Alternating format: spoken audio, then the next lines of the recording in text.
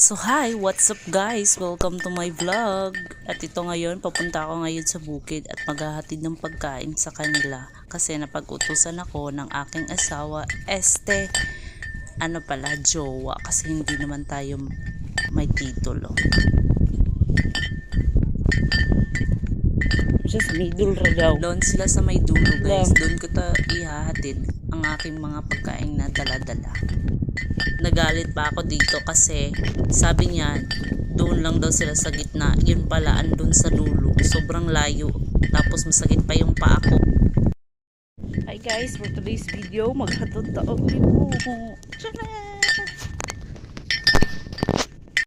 So pagdating ko dito sa gitna, si Lola na yung nagdala ng pagkain doon sa dulo kasi masakit yung paa ko, may sugat kasi.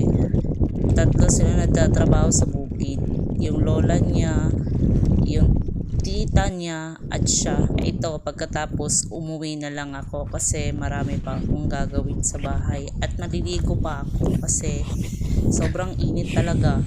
Mabuti na lang at may hangin, mainit siya, may hangin naman, so okay lang siya.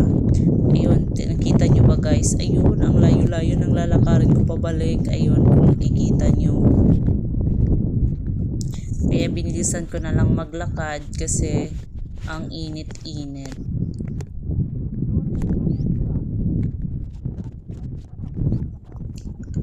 Ang putik-putik na nilalakaran ko. Kaya fast forward ko to guys kasi talagang malayo pa talaga yung lalakarin ko. Mataas yung video ko kasi. Pagpasensyahan niyo na kung masyadong magalaw yung video ko. Kasi fast forward ko tapos naglalakad pa ako. Kaya ayan. Ganyan yung mga video ko, masyadong magalaw. At kung makikita, mapapansin niyo naman sa video na yung sa gilid ng nilalakaran ko, yung iba wala ng tanim kasi kinakain na ng mga kuhol o ewan ko kung anong tawag sa inyo. Basta kuhol yan sa amin. Hi guys. Kakarating ko lang. Sobrang init. So that's for today. Bye!